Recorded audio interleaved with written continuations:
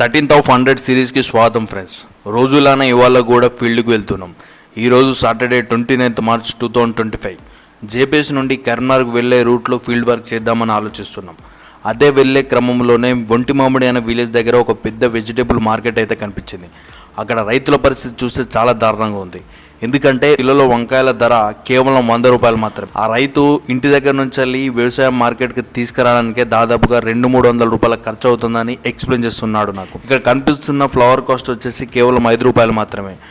ఒక కంకులు అమ్ముకునే రైతు దగ్గరికి వెళ్ళి అడగగా, సార్ మీకు ఏమైనా స్కానర్ ఏమైనా కావాలని అడిగితే, ఆ బాబు నాకేం వద్దు, ఇదిగో ఒక 5 కంకులు తీసుకొని వెళ్ళు అని అన్నారు. ఆ తర్వాత మేము కేసీఆర్ గారి ఫామ్ హౌస్ దగ్గరలోనే ఉంది అంటే వెళ్ళి చూడడానికి వెళ్ళే క్రమంలో దారి మధ్యలో ఒక విషాద ఘటన ఎదురైంది. ఒక 30 ఏళ్ల యువకుడు నీళ్లలో పడి చనిపోయాడు. అతను ఎందుకు చనిపోయాడో ఆరా తీస్తే కుటుంబ కలహాలని చెప్పడం అయితే జరిగింది.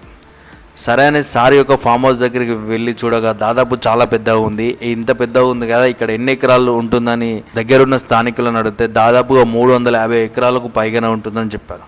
ఎవరైనా మన ఛానల్ ఇంకా సబ్స్క్రైబ్ చేసుకోకపోతే సబ్స్క్రైబ్ చేసుకోండి, అలాగే లైక్ చేయకుండా లైక్ చేయండి. Thank you.